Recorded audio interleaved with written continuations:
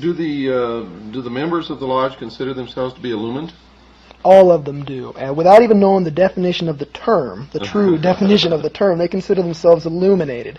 They go around, they have that secret little smile, and they generally talk, no, not generally, they always talk down about most of the other people in the world, and I've even heard grown men refer to fellow Americans, brothers, as profane, simply because they had not advanced through the ritual of Freemasonry. I remember a friend of mine who was a young man who was not a member of the lodge, but his father was. And he had a friend who belonged to another family who was not a member of the lodge, but owned a small business in town. And his small business was being destroyed by the members of the lodge simply because he was not a Freemason, and the business was going to members or lodge brothers. And he asked his father why his friend's family was literally being destroyed by his father and others who professed to be members of a fraternal organization existing for the benefit of the community.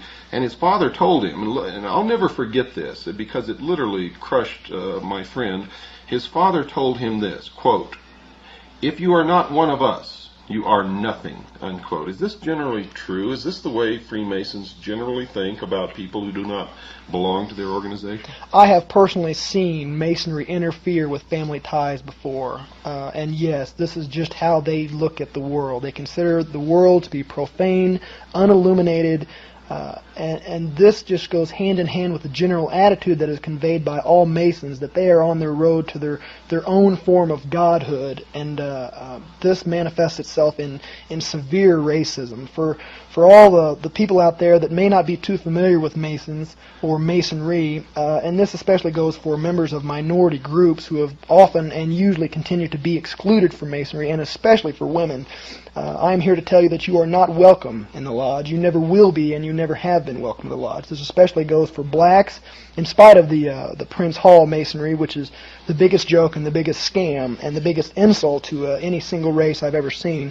and especially for women. They do not want you, and they consider you totally ineligible and unable to understand what they do. You told me something the other night that I found just incredible. You said that you could go to any Prince Hall Lodge in any black community and the doors would be open to you and you'd be welcome, but if one of those members or brothers of the lodge of the Prince Hall Lodge came to your lodge and tried to come in and participate in the ceremonies or whatever you call them, what would happen?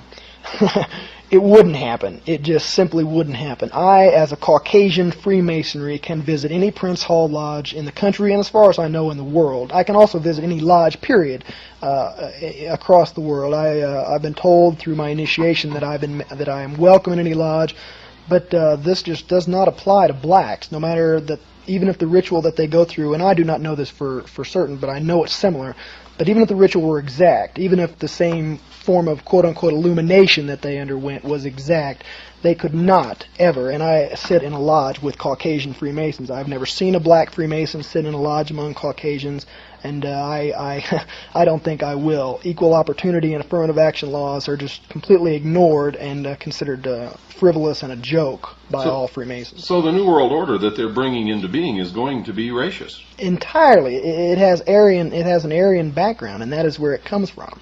And that's been borne out by our research.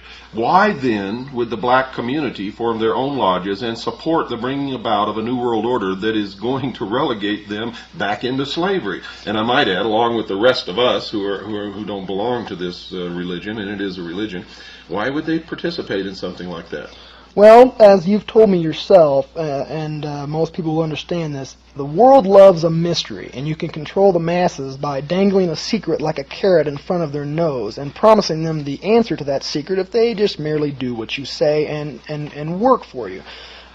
This, together with man's own entirely fallible human nature and the selfishness of man and the ego of man, they want to be something. They want to be better than the people around them that they see. And since they have been told straight out that they can never advance to the ranks of Caucasian Freemasons, they have settled for just being better than their own people and excluding other blacks from joining their own lodge. So one of the holes that Freemasonry has over people is that ordinary people whether it be black, white, Oriental, Hispanic, doesn't matter. They want to be part of the elect. Is that true? Exactly. They want to join the elite. They'd like to look down on their fellow man.